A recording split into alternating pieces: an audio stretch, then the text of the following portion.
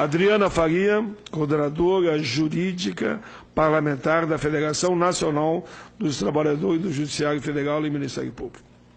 Bom dia a todos. Agradecer ao senador pela oportunidade, pelo seu trabalho. A gente deveria ter começado pela CPI, né? Esse seria o caminho. Muito bem. Rita, eu posso dizer que nós somos o exemplo da incongruência dessa reforma. Eu tenho mais de 20 anos de serviço público também e tenho 45 anos. Então, eu pego a regra de transição e você não. Isso não traz nenhuma razoabilidade, né? Não tem nenhuma razoabilidade nisso. E só vou fazer uma observação em relação à tua fala, que é que o servidor público tem um emprego garantido. Bom, eu só anuncio que o próximo projeto é acabar com a estabilidade do servidor público, portanto, nenhum de nós tem um emprego garantido com esse projeto, sob a justificativa de que isso seria um privilégio, quando, na verdade, nós sabemos que a estabilidade é uma garantia para o cidadão. É a única garantia que o cidadão tem, que aquele que está no serviço público não está sujeito a atos de corrupção, porque ele pode dizer não sem ter medo de perder o seu emprego, né? Bom, eu tentei contextualizar minha fala. Só para ajudar, ele não tem direito a fundo de garantia também. Não tem direito. Essas diferenças dos sistemas que se equivalem, na verdade, elas não são colocadas, né? Bom, eu fiz uma preparação da minha fala e tentei contextualizar dentro da questão dos direitos humanos, realmente, que eu acho bastante importante. Em 1988, eu era adolescente. Mas eu me lembro bem da Constituinte, né? Eu peguei o final do regime militar, eu vi o movimento das diretas já e assisti também a Constituinte. Eu sei, nós sabemos que a Constituição Cidadã, ela não foi entregue de mão beijada, né? E não foi planejada também dentro de um gabinete para ser entregue à população. Ela é resultado da insatisfação do povo, da luta do povo, de um triste histórico mundial de muita violência e vilipêndio dos direitos humanos, né? Que atingiram seu auge aí no século XX, resultado de guerras e violência, mas resultado também de muita luta e coragem. Portanto, ela não foi imaginada e entregue ao cidadão. Não é um projeto de governo, é um projeto de nação, a nossa Constituição. Assim, a Constituição de 88 erigiu a dignidade da pessoa humana e a prevalência dos direitos humanos como princípios fundamentais da República Federativa do Brasil. Um sistema constitucional que escolheu o homem como beneficiário da proteção jurídica. O homem, e não o capital. Mas, de emenda em emenda, a nossa Constituição está virando realmente uma verdadeira coxa de retalhos. Algumas delas realmente repararam algumas distorções do sistema, porque a gente sabe que a democracia acaba sendo a ditadura da maioria, e a gente precisou corrigir algumas coisas, né? Mas boa parte delas tem servido realmente para deteriorar e desfigurar nosso sistema constitucional. A PEC do limite dos gastos, a PEC da reforma da Previdência, a reforma trabalhista, a terceirização, elas trazem a exata noção de que a gente está girando a roda do tempo para trás. Ao invés de estarmos lutando por novos direitos para evoluir a nossa sociedade, nós estamos tendo que lutar para preservar os direitos que já são nossos. Portanto, a gente está girando a roda do tempo para trás, tendo que lutar pelo que já lutou antes. Como se não houvesse um histórico de luta para tudo que se tem hoje, né? Bom, o que está sendo feito nas reformas e nas PECs é como se eu pegasse um papel de grafite e passasse a borracha. Irresponsavelmente, apagando os direitos que existem na Constituição Cidadã. É a ruptura de um sistema constitucional, e isso é muito grave, muito grave. É a mudança das escolhas de uma sociedade de uma forma totalmente ilegítima. É mudar as escolhas de uma sociedade por meio de PECs que são tratadas dentro de gabinetes fechados, com ideias mirabolantes de pessoas que não têm o menor compromisso com o povo.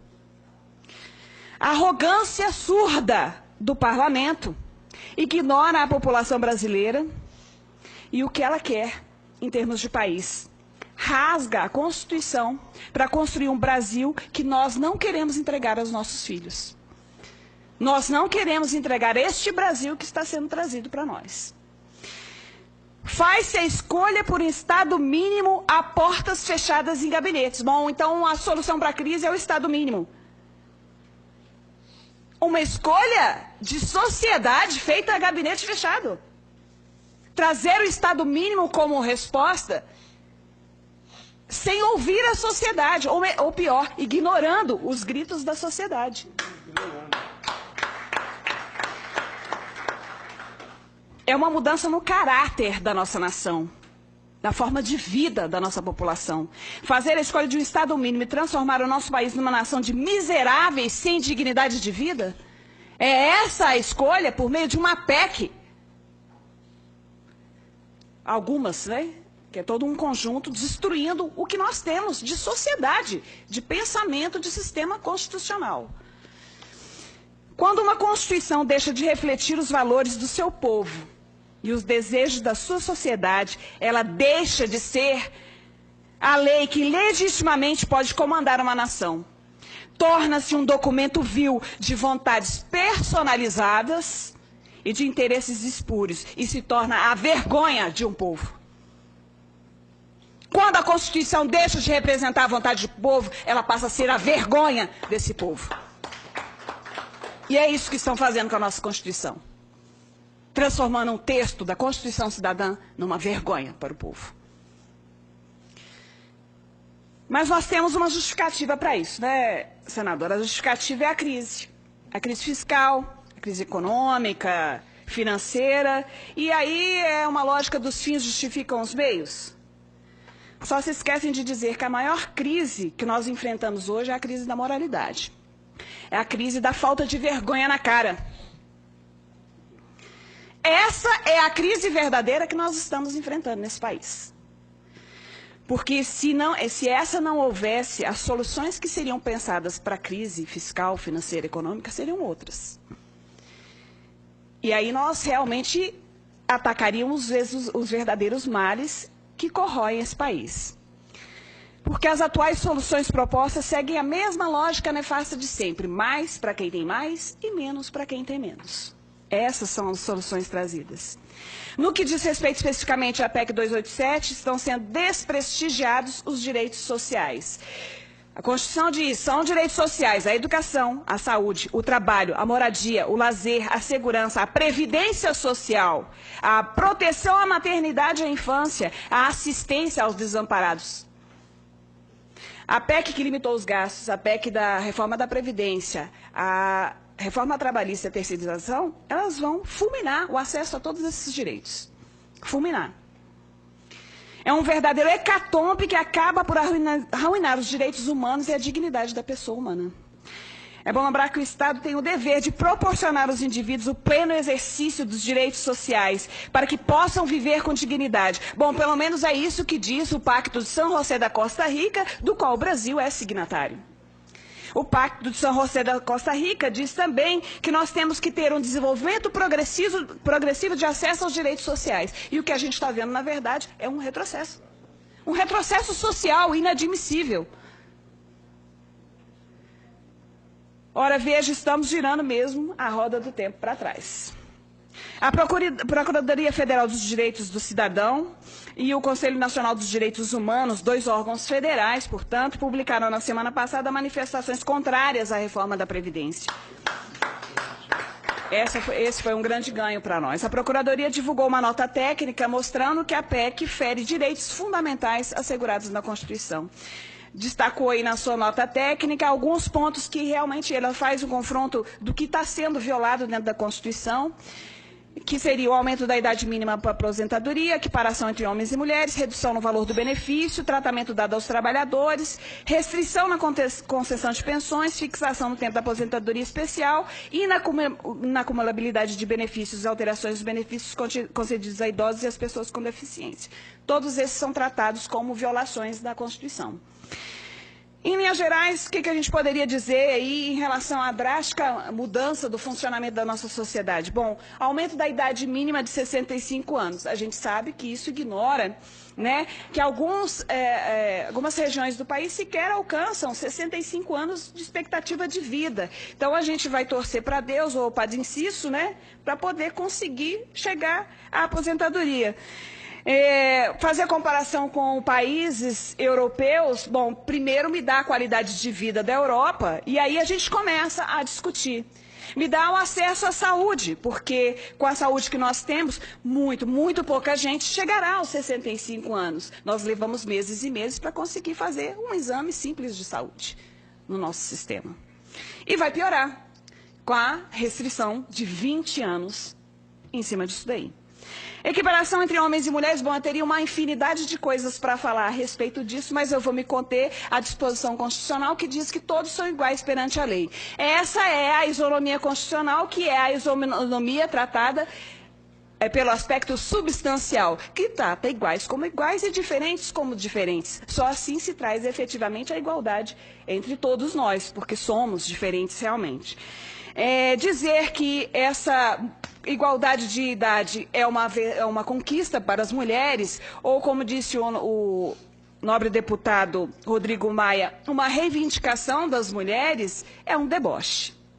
Eu gostaria de saber quais foram as mulheres, ou representantes, ou movimentos que procuraram o deputado, né, das mulheres, para dizer que sim, nós queríamos a igualdade de idade, porque isso é uma conquista para as mulheres. Isso é um deboche. É um deboche, é um desrespeito com as mulheres, sem reconhecer que a diferença de 5 anos que existe hoje nada mais faz do que reconhecer a jornada invisível que as mulheres desempenham, que segundo o IPEA é de 5 anos, cerca de 5 anos. Nós não conquistamos a igualdade social, nem de condições de trabalho, portanto, não há que se falar em retirada de direitos para que venha a igualdade. Isto é realmente um deboche. Bom, tempo mínimo de contribuição de 15 para 25 anos, tempo mínimo de 30 para 49 anos para uma aposentadoria integral. É realmente desconhecer que o brasileiro passa cerca de 16 anos sem contribuir para a Previdência durante sua vida laboral, porque, naturalmente, entre um emprego e outro, fica sem contribuir. Com a terceirização, isso vai se agravar ainda mais. Ou seja, é inatingível, é claramente inatingível essa condição. E é claro que isso é a extinção do direito à aposentadoria. O tratamento ao trabalhador rural, ao professor e aos que exercem atividade de risco só demonstra que é de uma concepção de gente que não conhece o trabalho da roça e nem quer conhecer. Que desrespeita os professores, sistematicamente desrespeitados,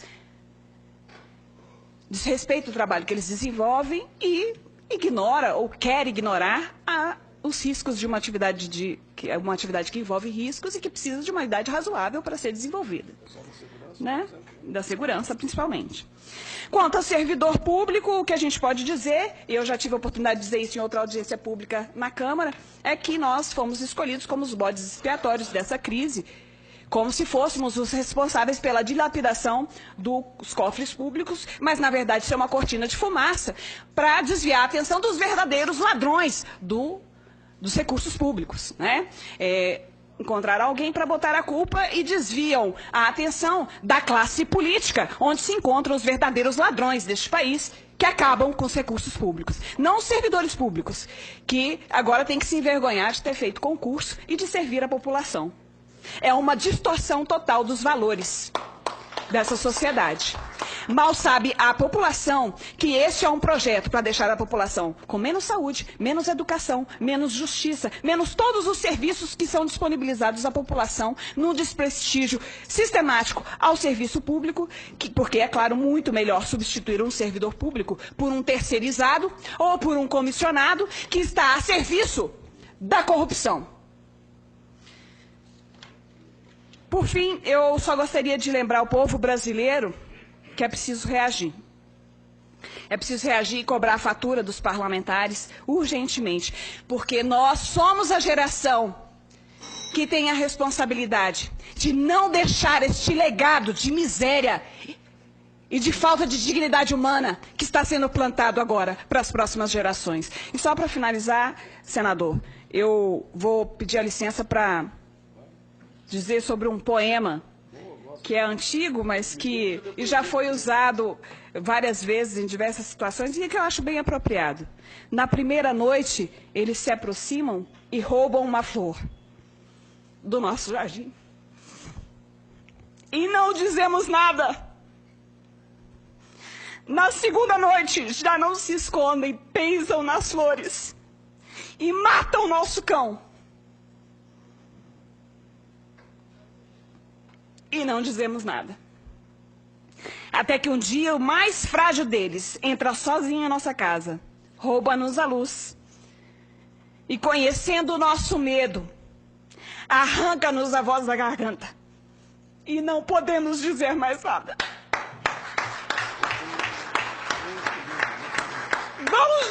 Vamos dizer, enquanto podemos, que nós não queremos este país que estão plantando para nós. Muito bem, Adriana Faria, coordenadora do Jurídico Parlamentar da Federação Nacional dos Trabalhadores do Judiciário Federal e do Ministério Público, que termina com um poema, e eu vi aqui ao lado dela algumas lágrimas escorrendo no rosto e a voz embargada. É assim que o povo brasileiro está, e eles não querem enxergar. O teu poema no final, e todo o contexto muito bem colocado, é assim que o povo brasileiro está sentindo. E o presidente parece que não quer entender, não quer ver, não quer enxergar. É tirar o povo para idiota. O nosso povo não é idiota. Mas Deus é pai, como eu digo às vezes, né? Lá em cima tem alguém que está torcendo pelo bem